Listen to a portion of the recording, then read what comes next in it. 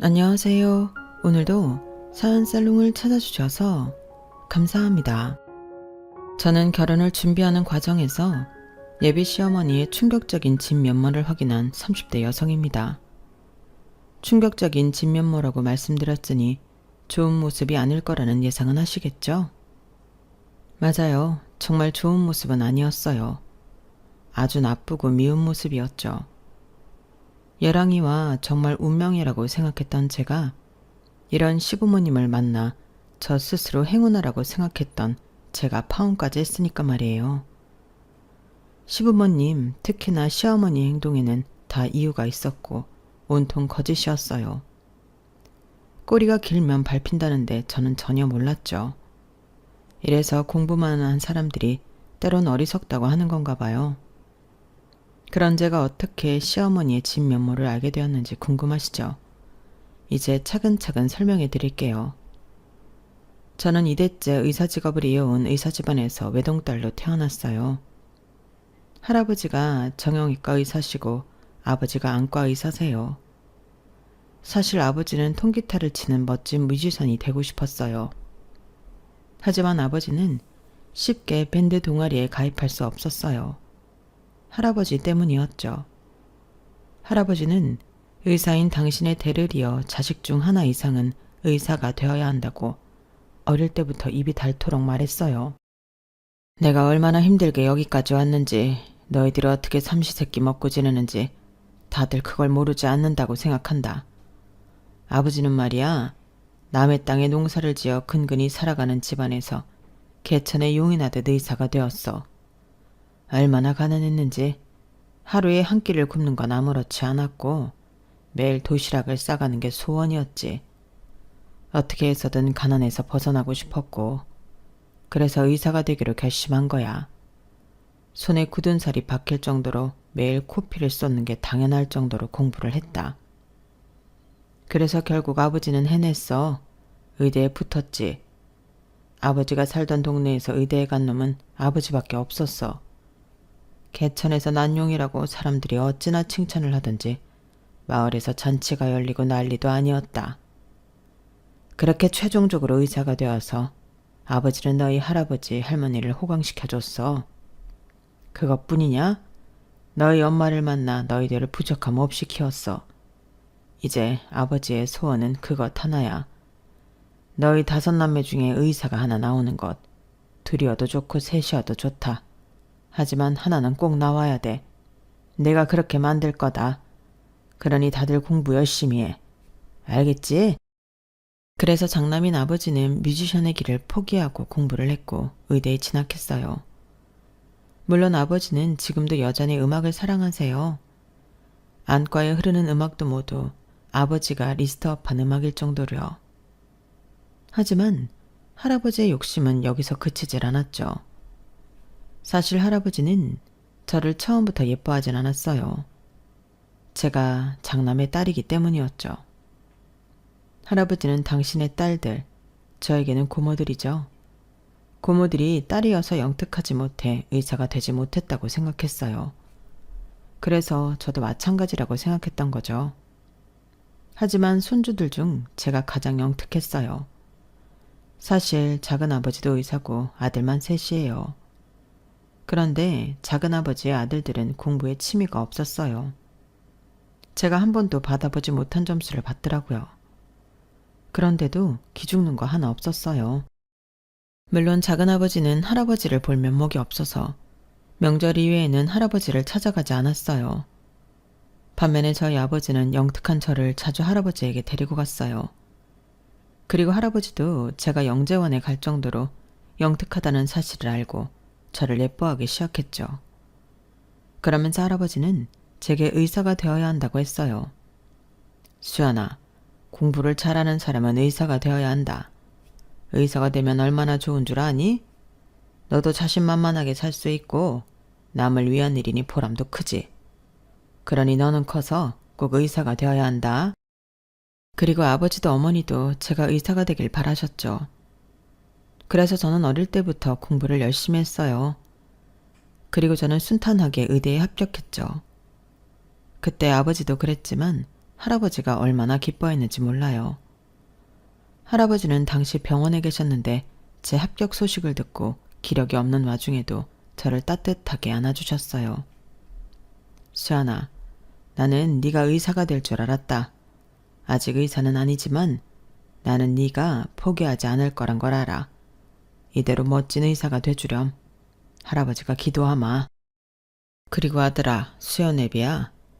내가 지금 가지고 있는 건물을 너한테 줄 테니 거기에 나중에 수연이 개원시켜라. 이게 내가 수연이에게 해줄 수 있는 마지막 선물 같구나. 아버지, 무슨 소리세요? 수연이 개원은 제가 알아서 해줄 테니까 걱정 마세요. 그래 아버지, 무슨 형한테 건물을 줘요. 아무리 아버지가 원하는 대로 소녀가 의사가 됐지만 그거랑 건물은 완전 다른 거라고요. 약속대로 형제들끼리 나눌게요. 너는 지금 그런 소리가 하고 싶어? 지금 아버지가 아프신데?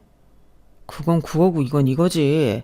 아주 좋겠어. 의사 딸 둬서 건물 준다는 소리도 듣고. 형, 솔직히 말해. 수연이 개원시켜주라는 게 아니라 형 병원 옮길 거지? 아직 받지도 않았는데 그런 고민은 왜 해?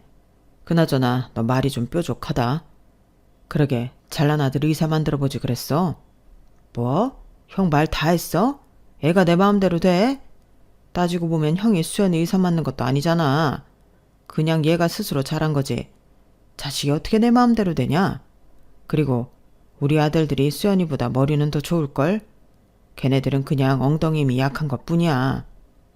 그걸 근성이라고 하지. 근성도 특기라면 특기야. 능력이라고. 형, 정말 다들 그만하지 못해. 그깟 건물이 뭐라고 이렇게 어린애처럼 싸우는 거냐? 너희들이 싸운다고 해도 내 마음은 변함이 없다. 애초에 수연이를 주려고 했던 것도 아니야. 의사 손주가 생기면 그 아이를 위해 쓰기로 한 거다. 그러니 번복은 없어. 아버지, 그럼 딸들인 우리한테는 건물을 애초에 줄 생각이 없었단 말이에요? 왜 없어? 너희들도 의사 자식 만들면 주려고 했다. 3대째 의사 집안이라는 타이틀은 없겠지만 그것도 염두했어. 그러니까 수연아, 좋은 의사가 되어라. 보람을 느낄 줄 아는 의사가 되어서 할아버지를 기쁘게 해주겠니? 저는 고개를 끄덕이고 다시 할아버지와 포옹을 했어요.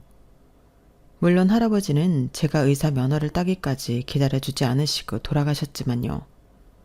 그래도 하늘에서 다 지켜보고 계실 거라고 생각해요.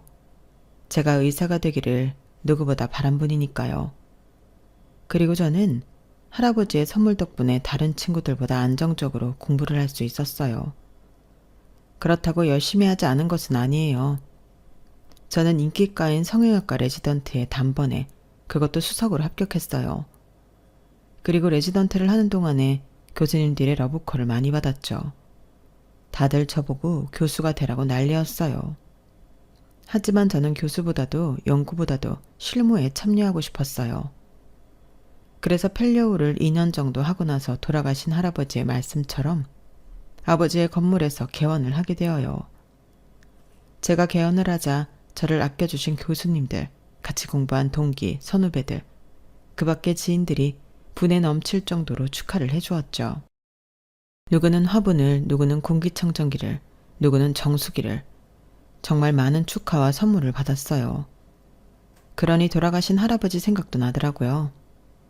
제가 이렇게 멋지게 개원한 모습을 보고 돌아가셨더라면 좋았을 텐데 하고요.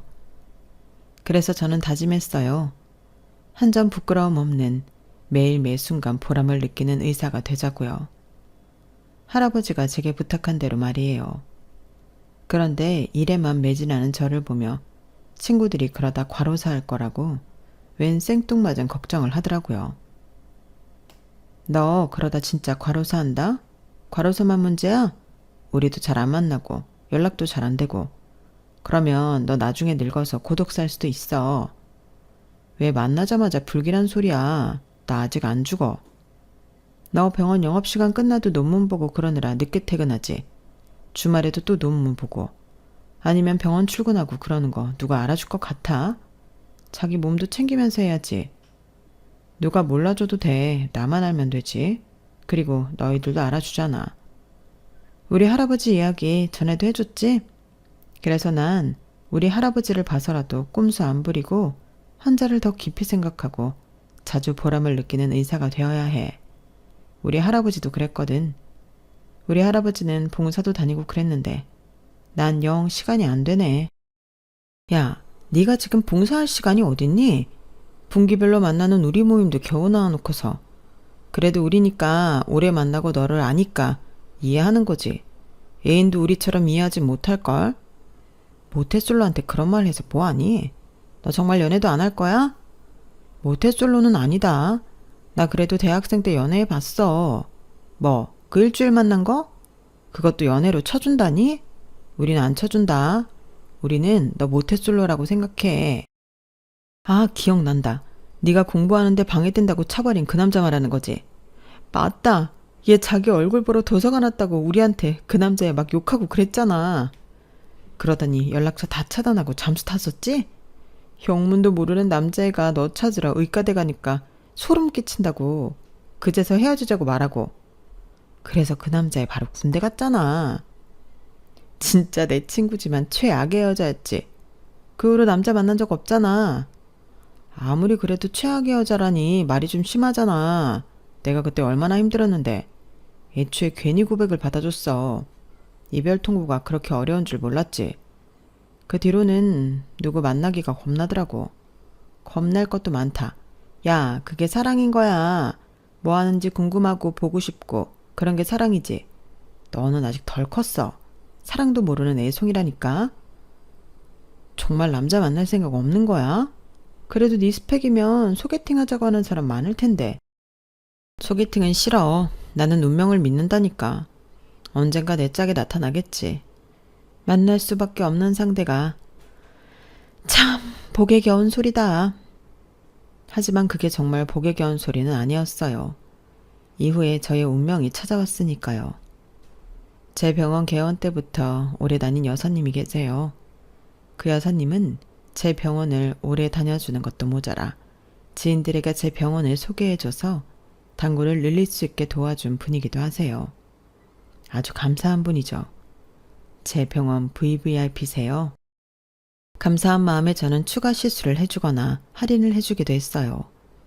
그러니 여사님은 그게 고마워서 올 때마다 저를 위해 간식거리를 사오거나 가끔은 화분이나 꽃을 사오기도 했어요.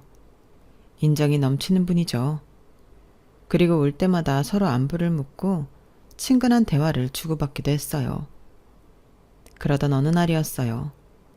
그날따라 여사님이 아들 자랑을 많이 하더라고요. 저는 잠자코 듣고 있었는데 돌연 자기 아들과 만나보지 않겠냐고 묻는 거 아니겠어요? 우리 아들도 의사예요. 성형외과 의사는 아니고 내과 의사인데 저기 근처에서 이번에 개원했어요. 아, 정말요? 전혀 몰랐네요. 내가 말을 안 했으니까. 의사 아들 있다고 하면 다들 지나치게 관심을 보인달까요? 그게 난 좀 부담스럽더라고. 네, 그러실 수 있죠. 우리 아들은 어릴 때부터 공부를 잘했어요. 영재원까지 갔는데 얘가 자유로운 영혼이라 적응을 잘 못하더라고요. 뭐 그렇다고 우리 아들이 문제가 있는 건 아니고 정말 자유로운 영혼이라 그래요. 저도 영재원 나왔는데 어디 영재원이에요? 그 큰 대형 서점 사거리에 있는 영재원이었어요. 어머, 저도 거기 나왔는데 만났을 수도 있었겠네요. 그래요? 이런 우연이 다 있네. 우리 아들은 초등학교 4학년까지만 다녔어요. 그런데 우리 아들이 의사 선생님보다 나이가 많아서 마주치지 못했을 거예요. 아, 그러시구나. 의사 선생님 나이가 어떻게 됐죠? 저 올해 36이에요. 어머, 우리 아들이랑 2살 차이네. 딱 좋다. 2살이면 딱 좋지. 안 그래요? 네, 그렇죠. 우리 아들이 또 내 말을 얼마나 잘 들어주고 다정하다고요. 원래 엄마한테 잘하는 애들이 와이프한테도 잘한다니까? 이 휴대폰, 이것도 우리 아들이 바꿔준 거예요.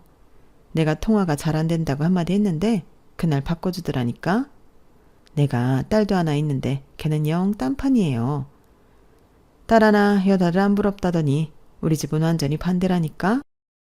아드님이 정말 다정하신가 봐요. 의사 선생님도 다정한 남편이 좋죠. 게다가 우리 아들은 의사고 이제 막 개원해서 앞으로 떼돈 벌 일만 남았다니까?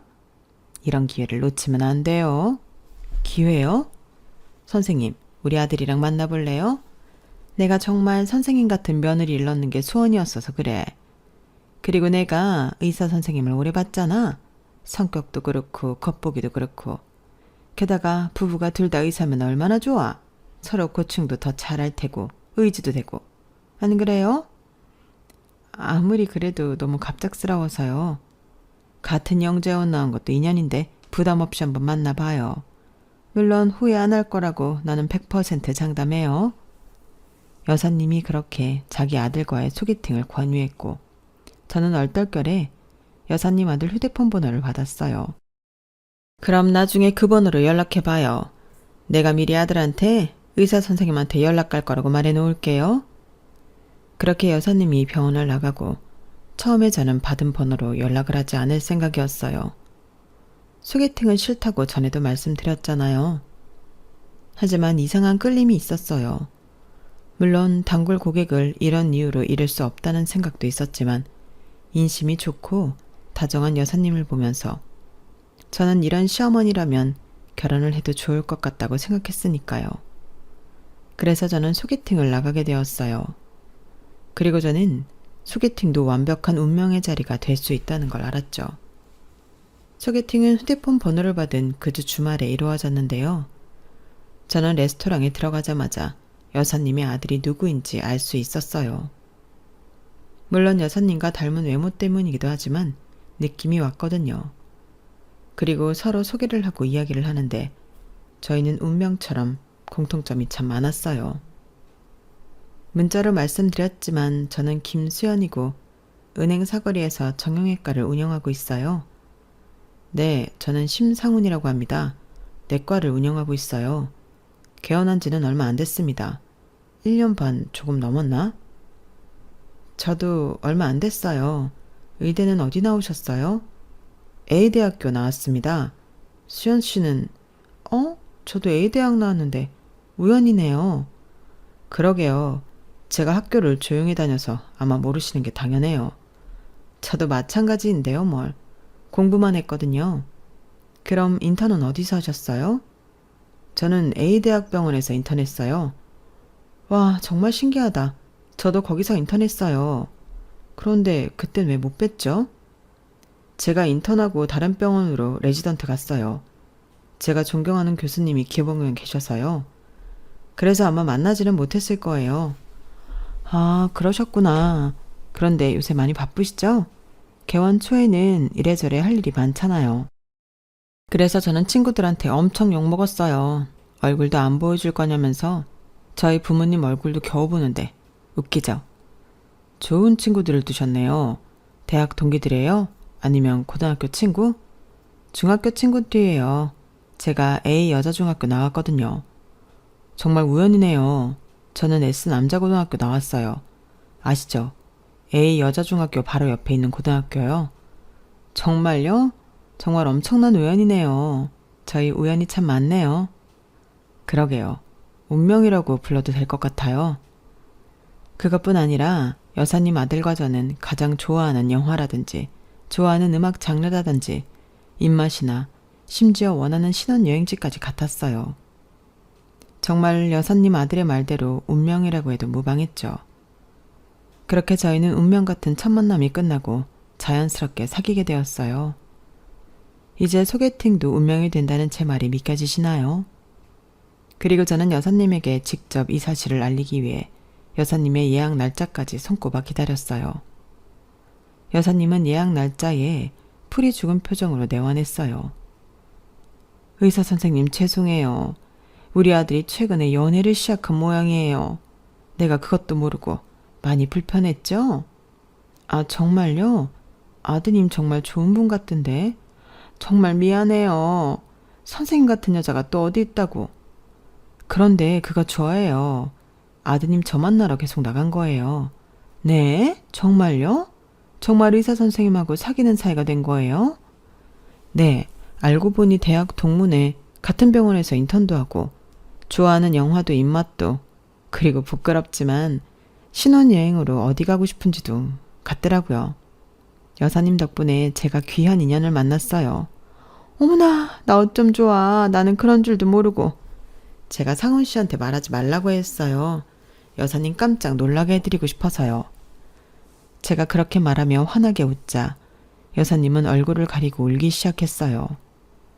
제가 놀라 여사님에게 다가가자 여사님은 좋아서 우는 거라고 고맙다고 제게 말했어요. 나는 정말 의사 선생님 같은 며느리를 원했어요. 우리 아들 주제에 맞는 며느리, 살뜰하고 나랑 딸처럼 지낼 수 있는 며느리. 아직 결혼한 건 아니지만 내가 우리 집안 사람처럼 대할게요. 정말 고마워요. 저는 그런 소리를 들으니 마음이 뿌듯했어요. 그리고 이후 저는 여사님과 남자친구와 좋은 관계를 이어갔어요. 다들 왜 연애를 하는지 알겠더라고요. 세상이 행복으로 가득 찬 기분이었어요. 일에 치여 힘들어도 힘든 것 같지 않았고요. 왜 이제껏 연애를 피했나 싶더라고요. 하지만 그것도 다 운명을 만나기 위한 발바둥이었겠죠.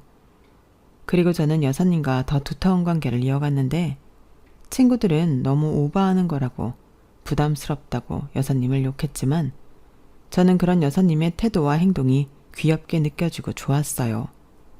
여사님이 어떻게 했냐고요? 여사님은 연애 초반부터 대놓고 결혼에 대해 이야기했어요. 언제는 점집에서 저와 남자친구의 사주를 봐왔다면서 결혼 날짜는 올해 가을이 좋겠다고 했죠. 수연아, 내가 너랑 우리 아들 사주를 봤는데 너희 궁합이 찰떡궁합이라지 뭐니? 하늘이 두 쪽 나도 갈라질 일이 없댄다. 얼마나 좋은 일이니? 그리고 사실 너희들한테 결혼식 날짜가 봄이 더 좋은데 봄은 이미 지났고 기다려야 하잖니? 그러니까 가을이 어떠니? 가을도 좋다던데. 가을이 얼마나 좋아. 신선하고. 야외 결혼식도 좋겠다. 결혼식이요? 만난 지 100일도 안 됐는데. 운명이 있는데 날짜가 무슨 소용이야. 너희는 운명이야. 찰떡궁합이라고. 어차피 헤어지지 않을 거 결혼식을 미뤄서 뭐하니? 어머, 그럼 지금부터 나도 관리해야겠다. 어머님 말씀은 잘 알겠어요. 하지만 너무 일러요. 저희가 결혼이 그렇게 급한 것도 아닌데 저희가 천천히 알아서 정할게요. 천천히 하다가는 안 하는 것만도 못해. 둘이 마음이 맞을 때 버려야지. 아직 점심 안 먹었지? 오늘은 제육볶음이다. 어머님은 매일 점심마다 제 도시락 싸서 오시면 안 귀찮으세요? 우리 며느리 점심 챙겨주는데 귀찮은 게 뭐 있어. 나는 행복해. 네 점심 만들어서 같이 먹는다는 게 얼마나 행복한데? 아, 정말 맛있을 것 같아요, 어머님. 최고. 여사님은 저와 남자친구의 결혼을 무조건적으로 찬성했고 지지도 했어요. 그리고 매일 점심마다 저를 위해 도시락을 싸우셨고 늘 함께 먹고 갔죠. 저는 그게 너무 감동이었어요. 그리고 더 큰 감동이 있었어요. 그해 제 생일날이었어요. 저희 집은 사실 챙이를 챙기진 않아요. 저희 아버지는 의사, 저희 어머니는 고등학교 수학교사로 모두 이과생이세요. 그래서 실용적이고 생산적인 걸 좋아하고 지나친 의미부여를 싫어했죠. 그래서 생일을 챙긴 적이 없어요. 돌 때 이후로 없었죠. 그런 제가 처음으로 생일날 미역국을 먹었어요. 제 생일을 어떻게 알았는지 그날 도시락으로 여사님이 미역국을 싸우셨더라고요. 아주 따뜻하게 보온병에 넣어서요. 게다가 반찬은 소고기 장조림에 잘 익은 김치, 잡채, 계란말이. 정말 따뜻하고 감동적인 한상이었어요. 그리고 여사님의 지휘 아래 같이 일하시는 간호사분들이 제 케이크를 들고 진료실로 들어왔어요. 축하 노래를 듣고 초에 불을 끄는데 눈물이 나더라고요. 물론 친구들도 저에게 생일 축하를 해준 적이 있지만 그것도 여사님이 해준 것은 달랐어요. 저를 가족이라고 생각하는 분이니까요. 제가 울자 여사님과 동시에 간호사들도 당황했지만 모두 저를 안아주며 토닥여주더군요. 저는 너무 감동했어요. 그리고 결혼을 결심했어요. 결혼을 하겠다고 말하니 예비 시부모님은 저를 저녁 식사에 초대했어요. 그리고 제 가족에 대해 물었죠. 그럼 우리 수연이 부모님은 뭐 하시니? 저희 아버지는 의사세요. 그리고 어머니는 고등학교 수학교사로 계셨고요. 퇴직하시고 집에 계셨다가 최근에 같이 근무하던 수학 선생님이란 수학학원 차리셨어요. 아버지가 의사라고? 네, 저희 아버지도 의사고 돌아가신 저희 할아버지도 의사셨어요. 저희 할아버지 소원이 자식이 의사가 되는 거였고, 그리고 다음엔 손주 중 하나가 의사가 되는 거였는데 제가 할아버지 소원을 이뤄드렸죠. 어머, 기특해라. 그럼 3대째 의사 집안인 거네. 게다가 우리 아들까지 하면 그냥 의사 집안이네. 너희 부모님이 참 좋아하겠다. 그러실 것 같아요. 저희 아버지한테도 상훈 씨가 자랑일 거예요. 그래, 그렇겠지. 우리 아들이 자랑이겠지. 아직 모르시니? 물어보지 않으셔서 말씀드리진 않았어요. 얘는 그런 건 자랑을 해야지. 아빠는 좋겠네, 의사 사이 생겨서. 이렇게 말이야. 그래, 우리가 얼마나 힘들게 상훈이를 키웠다고. 너희 시아버지가 공장장이었지만 그래도 아들 하나 의대 보내는데 돈이 좀 드니? 너희 부모님도 우리 고충을 알 거다. 안 먹고 안 입고 아껴서 보낸 거 아니겠니? 그런데 수연이는 고정수입이 어느 정도 되니? 그래도 월세 내고 이러면 많이 남지는 않지? 저는 월세 안 내요. 아버지 건물에서 개원한 거라 월세는 따로 안 내요. 관리비 정도만 내서 괜찮아요. 뭐? 아버지 건물이라고 그게? 네, 저희 할아버지가 저 개원시켜주라고 아버지한테 상속한 건물이에요. 그럼 아버지는? 아버지도 개인 병원 한다며? 그 건물도 설마? 그 건물은 저희 외할머니 건물이에요. 그래서 아버지도 따로 월세 안 내세요. 그럼 외할머니는 너희 어머니한테 상속한대? 아마 그러실 것 같은데 아직 정정하세요. 아직도 매일 아침에 산책 나가시는데요. 그래, 이래야지. 이게 맞는 거지. 네? 아니, 우리 아들이 드디어 제 짝을 만났구나 싶어서. 우리 아들이니까 너처럼 귀한 애를 만나지 안 그러니? 내가 우리 아들 뼈 빠지게 키운 보람이 있어. 그러면서 시어머니가 시누이가 깎은 복숭아를 제 입에 넣어주었어요. 그리고 시누이가 칼을 내려놓고 핀잔을 줬죠. 엄마 아빠는 좋겠네. 그렇게 분수에 맞춰서 살라더니 엄마 아빠 분수에 맞는 며느리 둬서 앞으로 꽃길만 있겠어? 너는 말을 왜 그렇게 가시도치게 하니? 듣는 새언니 기분 나쁘겠다. 그럼 엄마 말이 틀렸어? 사람이 분수에 맞춰 살아야지. 너는 복숭아나 깎아. 시누이가 궁시렁거리며 마저 복숭아를 깎았고 저는 불편한 기분이 들었지만 그냥 넘어갔어요. 그리고 저는 결혼 준비를 시작했고 결혼 준비는 대부분 시어머니와 함께 했어요. 얘랑은 개원한 지 얼마 되지 않아 저보다 시간이 더 없었거든요. 그래서 시어머니는 매일 병원으로 저를 찾아왔고 함께 결혼 준비를 했어요. 그리고 그날이 왔어요. 시어머니와 예물을 보러 가기로 한 날이요. 그날은 처음부터 뭔가 이상했어요. 시어머니가 진료실로 들어오자마자 도장이 있냐고 묻더라고요. 아가야, 지금 도장 있니? 네, 도장이야 있죠. 왜요? 그럼 이 서류에 도장 찍어라. 이건 혼인신고서잖아요. 그래, 우리 아들 건 우리 아들이 작성한 거야. 너희들 바빠서 시간 없잖아. 이런 건 빨리빨리 해치워야 한단다. 그러니까 너도 빨리 작성해서 도장 찍고 오늘 나랑 가서 서류 내고 오자꾸나. 네? 상훈 씨랑 식 올리고 천천히 하기로 했는데 그런 말은 안 하던가요? 그런 말 없던데? 상훈이도 말만 그렇게 하지. 빨리 너랑 법적으로 부부가 되고 싶지. 안 그래? 너는 남자 마음을 영 모른다. 그러더니 시어머니는 정말 제가 혼인신고서를 작성하고 도장을 찍기를 기다렸어요. 저는 좋게 시어머니를 타일렀죠. 그러니 시어머니는 예랑이와의 결혼에 마음이 떠났냐고 다그쳤어요. 너 설마 우리 상훈이랑 결혼하는 거 싫니? 마음이 뜬 거야? 아니요, 어머님. 제가 왜 그러겠어요. 저희 상견례도 다 했고 그럴 리 없잖아요. 다만 저는 이런 문제는 상훈 씨랑 둘이 상의하고 싶을 뿐이에요. 내가 껴서 기분 나쁘다는 소리니? 너 그렇게 안 봤는데 말을 서운하게 하는구나. 서운하게 들리셨다면 죄송해요. 그래도 저희 두 사람이 법적으로 부부가 되는 일인데 같이 가서 제출하고 싶어요. 그게 더 의미가 있잖아요. 어머님은 마음이 너그러우시니까 제 마음을 이해할 거예요. 그렇죠, 어머님? 이해하시죠? 절대 어머님이 껴서 불편한 게 아니에요. 제가 그렇게 말하자 시어머니는 마음이 누그러졌는지 아무 말도 안 했어요. 그리고 저희는 예물을 보러 갔죠. 그런데 시어머니가 생전 묻지도 않던 저희 부모님 안부를 묻더라고요. 사돈 어른들은 잘 계시니? 병원이랑 학원은 문제 없고? 네, 아버지 병원에는 사람이 늘 많아요. 왜 어머님도 그전부터 저희 아버지 안과 아셨다고 했잖아요. 다니기도 하셨고요. 저희 아버지 연세는 있으시지만 아직 열정이 넘치셔서 계속 하실 것 같아요. 어머니도 마찬가지고요. 그 사이에 학원생이 더 늘었다던데요. 저희 어머니가 가르치시는 데에는 재주가 뛰어나세요. 어릴 때 수학은 어머니한테 배웠다니까요. 그렇구나. 앞으로 더 벌 수 있어서 부럽구나.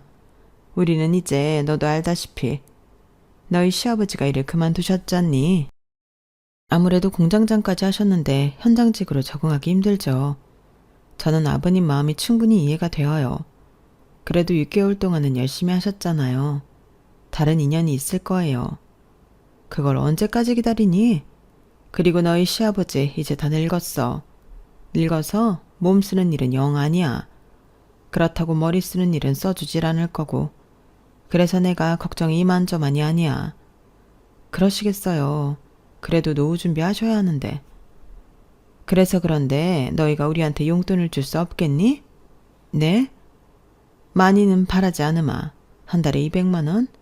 300만 원 안에서 너희가 용돈만 주면 그래도 우리가 숨통이 트일 텐데. 아니 빈말이 아니라 사돈 어른들은 아쉬울 게 없잖아. 그러니 나눠줄 거 한꺼번에 준다고 생각하고. 그건 제가 나중에 상훈 씨랑 상의해 볼게요. 그래. 그리고 네 병원 있는 건물은 언제 네 명의가 되는 거니? 사돈 어른 돌아가시면? 참, 기약이 없구나. 내가 혜택을 받을 수 있을런지 모르겠네. 네? 아직 그런 이야기는 오고 가지 않았는데 아버지가 저한테 꼭 물려준다는 말도 안 했어요. 저는 이 정도면 충분해요. 솔직히 지금처럼 월세 안 내는 것만 해도 얼마나 큰 도움이고 복이에요. 이거면 충분하죠. 너는 의사까지 된 애가 그렇게 욕심이 없어서 어쩌니? 욕심도 재산이다. 그래도 나중에 그 건물이 네 명의가 되면 우리 소원이 미용실이나 하나 해주거라. 우리 소원이가 안 그래도 자기 오빠랑 비거당한다고 마음고생이 많은데 내가 그거라도 해줘야지. 아가씨 미용실이요? 아가씨가 가게 차리고 싶다고 했어요? 자기 가게 안 차리고 싶은 미용사가 어디 있니? 다들 돈이 없어서 못하는 거지. 그러니까 건물 네 명이 되면 꼭 해줘라. 그래도 내가 의사 사위 만들어줬는데 그 정도는 받을 수 있지 않겠어? 정말 그날따라 시어머니는 의도를 알 수 없는 말을 계속했고 저는 갸우뚱거리며 백화점까지 운전을 했어요. 백화점에 도착하자 시어머니는 익숙하게 입구로 들어갔어요. 저는 백화점과는 친하지 않아서 어색하게 시어머니를 따라갔죠. 그리고 시어머니가 거침없이 걸어가더니 한 주얼리 매장으로 들어갔어요. 평소에는 어디를 둘러보자고 소녀처럼 떠들던 시어머니였는데 그날은 거침이 없었죠. 직원이 시어머니를 보더니 놀란 표정을 지었어요. 그리고 시어머니는 직원에게 익숙하게 반말을 했죠. 오랜만이네? 요새 잘 나가는 게 뭐야? 저는 시어머니가 VVIP라도 되는 줄 알았어요. 직원은 어색하게 반지 쇼케이스로 가더니 이것저것을 보여줬죠. 참, 언제 와도 여긴 특별한 게 없다니까? 다른 것도 좀 보여줘. 시어머니는 제가 아는 모습과 전혀 달랐어요. 저는 가시방석에 앉은 듯이 마음이 불편했어요. 시어머니는 직원이 새로 가져온 반지들도 마음에 들지 않는 듯 콧방귀를 끼며 손사래를 쳤어요. 정말 발전이 없네. 이런 브랜드에서 일하는 거 부끄럽지도 않아? 다른 거 더 보여드릴게요. 됐고, 걔는 어딨어? 병가 내셨어요? 몸이 좀 안 좋으셔서. 몸이 안 좋긴 무슨, 나약해 빠져가지고. 그래서 이 험한 세상을 어떻게 살아가겠다는 건지. 걔 부모가 불쌍하다. 어머님, 여기 아시는 분이 있으세요? 아, 잘 아는 건 아니고 예전에 알던 사이였어. 우리 아가가 신경 쓸 애는 아니야. 아, 여기는 내 며느리 될 사람이야. 의사고. 개원했어. 꼭 전해. 어차피 나온 거 일일이 보고할 거잖아. 시어머니 말에 직원이 얼굴을 피했어요. 다 됐고 이제 다른 거 더 보여줘. 난 여기서 꼭 우리 며느리 반지 맞출 거니까. 디씨 해줄 거지? 그러면서 시어머니는 매장 군데군데 있는 쇼케이스를 들여다봤어요. 그리고 직원이 제게 다가왔죠. 저에게 의문의 종이를 건네더라고요. 그리고 의미심장한 말을 했어요.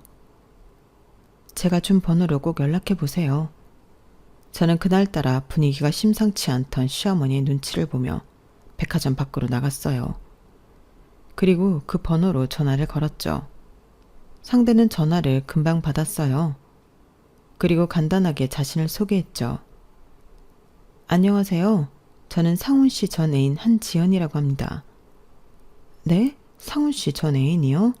왜 저한테 전화를 하라고 하셨어요? 걱정 마세요. 미련이 있다거나 다시 재회를 하고 싶어서 그런 건 아니니까요. 저는 상훈 씨한테도 정이 떨어졌거든요. 그럼 저한테 전화를 하라고 한 이유가 뭔가요? 상훈 씨 어머니의 진짜 얼굴을 알려드리려고요. 진짜 얼굴이요? 상훈 씨 어머니는 악마예요. 저를 망가뜨렸고 제 일상을 엉망으로 만들었죠. 음해할 생각은 하지 마세요. 좋은 분이세요. 지금 그쪽 의사니까 좋은 분 행세를 하는 것뿐이에요. 지금부터 잘 들어보세요. 저기요. 저는 상훈 씨랑 6년을 교제했고 2년쯤 만났을 때 상훈 씨 부모님을 처음 만났어요. 그때부터 상훈 씨 어머니는 절 좋아하지 않았죠. 제가 백화점에서 물건이나 파는 여자라는 게 싫었던 모양이에요. 게다가 집안도 넉넉치 않아 절 미워했어요. 하지만 저희는 꿋꿋이 사랑했어요. 저희는 서로 힘든 시기를 같이 극복해가며 두터운 사랑을 했어요. 그리고 당연히 결혼까지 할 생각이었고 상훈 씨도 개원을 하면 결혼을 하자고 했죠. 물론 그동안에도 상훈 씨 부모님이 저를 탐탁치 않게 생각했지만 한때라고 생각했어요. 자식 이기는 부모 없다잖아요. 그래서 저는 매주 상훈 씨 부모님을 찾아가 밥도 해드리고 과일도 깎아드리고 비위도 맞추고 그랬어요. 그리고 마침내 상훈 씨가 개원을 하게 됐어요. 개원을 하고 저희는 결혼 준비를 시작했고 겹경사로 아이까지 생겼어요. 아이요? 정말이에요? 네, 상훈 씨 아이를 임신했어요. 저희는 이렇게까지 했는데 반대하실 리 없다고 생각했어요. 찾아가 말씀드렸죠. 하지만 반대하더군요. 대놓고 아이를 지으라고 말했어요. 저 같은 여자한테 귀한 우리 핏줄을 남길 수 없다고까지 했고요. 그럼에도 저희는 결혼을 할 생각이었어요. 예식장도 다 알아봤고 웨딩드레스도 맞췄죠. 그런데 매일, 정말 매일 상훈 씨 어머니가 매장으로 찾아와 깽판을 부렸어요. 주얼리가 뒤엉켜 엉망이 되고 제 머리카락을 뜯기고 발로 걷어차이고 결국엔 스트레스로 하혈까지 했어요. 설마 아이가 잘못되었나요? 아니요. 아이는 무사했어요. 하지만 수도 없이 저를 욕하고 비난하고 결국 저희 부모님한테까지 가서 깽판을 치는 걸 보니 무얼 위해 여기까지 왔나 싶더라고요. 그래서 상훈 씨 어머니가 원하는 대로 반강제로 잘못된 선택을 했죠. 상훈 씨 어머니가 지켜보는 앞에서 진행되었어요. 믿겨지시나요? 전 결코 그 선택을 원하지 않았어요. 상훈 씨도 동의했어요. 나쁜 자식이 사인을 했더군요. 그래놓고 연락도 받지 않았어요. 그렇게 헤어졌어요. 이게 정말 사실인가요?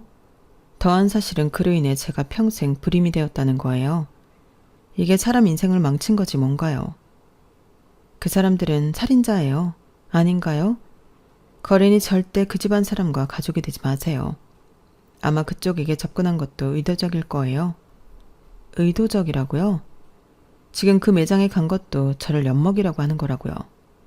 아니, 의도적인 접근이라니 무슨 말이에요? 상훈 씨가 저랑 만날 때부터 의사며느리 노래를 불렀어요. 그리고 자기가 자주 가는 성형외과 의사가 애인이 없는 것 같다고 다리를 놔줄 생각이라고 그랬다고요. 여자들은 운명을 좋아하니까 운명처럼 판을 짤 거라고 그랬어요. 운명처럼요? 그게 무슨 말이죠? 상훈 씨 그 대학을 졸업한 건 맞아요. 하지만 인턴은 다른 대학병원에서 했어요. 그리고 상훈 씨 남고가 아니라 공학 나왔고요. 아마 입맛도 좋아하는 영화도 진짜와 다를 거예요. 다 맞춘 거니까요. 믿을 수가 없어요. 그럼 지금 내가 그리로 가죠. 가서 보여줄게요. 그리고 잠시 후 여자는 정말 매장으로 들어왔어요. 심하게 야윈 모습이 딱 봐도 사연 있는 여자 같았죠. 시어머니는 그 여자를 보더니 갓잔 타는 듯이 여자를 비웃었어요. 네가 웬일이니?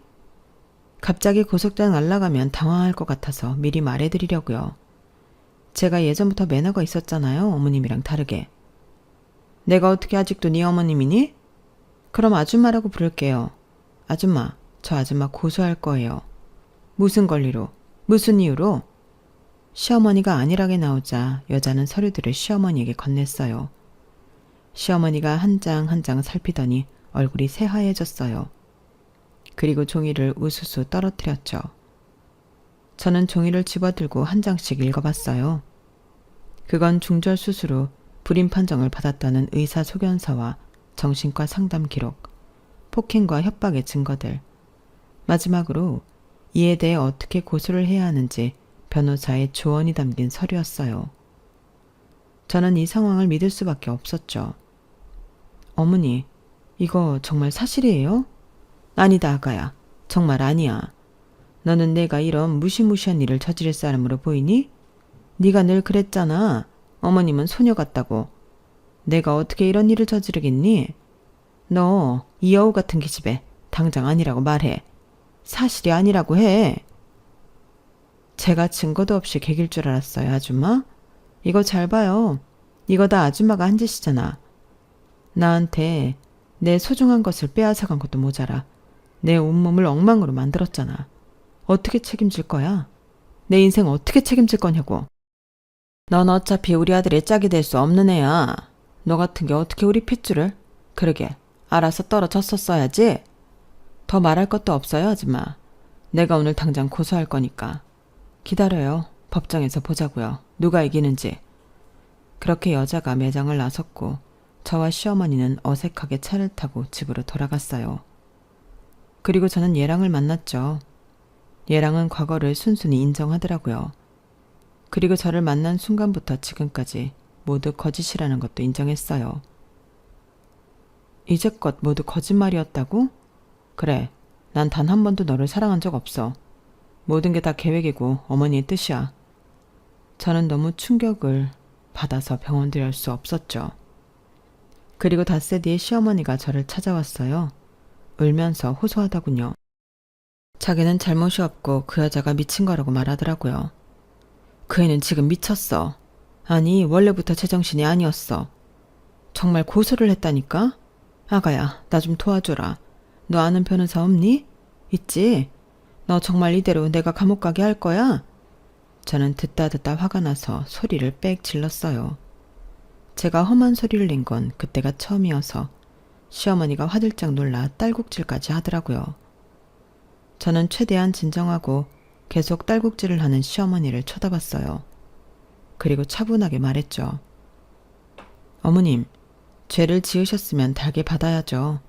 아는 변호사요? 많고 많아요. 그 중에 유능한 변호사, 모래사장에 모래알 만큼 많아요. 그런데 제가 왜 어머님을 도와드려야 하죠? 저는 이제 어머니의 진짜 얼굴을 확인했어요. 저는 그분을 도울 거예요. 그분에게 변호사를 소개할 거예요. 그렇게 저는 제가 아는 유능한 변호사를 예랑의 전 애인에게 소개했고 소송이 이루어졌어요. 시어머니의 모든 악행이 인정되었고 결국 시어머니는 징역 2년을 선고받았어요. 판결 후 시어머니는 계속 억울하다고 소리쳤죠. 하지만 들어주는 사람은 없었어요. 이번 일을 계기로 저는 파혼을 하는 큰 상처를 받았지만 이대로 결혼을 했더라면 더 큰 상처를 받았을 거예요. 그렇게 생각하니 마음이 한결 편해지더라고요. 그리고 저는 사람을 거르는 필터 하나를 얻게 되었으니 그리 최악은 아니라고 생각하려고요. 사자성어 중에 과유불급이라는 말이 있죠. 지나친 욕심은 없는 것만도 못하잖아요. 여러분들도 제 사연을 통해 지나친 욕심보다 자기 분수에 맞게 적당한 욕심과 행복을 기대하고 누리며 사시길 바랍니다. 오늘도 좋은 하루 되세요. 감사합니다. 여러분, 사연 댓글에 응원과 현명한 조언 부탁드려요. 좋아요와 구독은 저에게 큰 힘이 됩니다. 오늘도 좋은 일 가득하세요.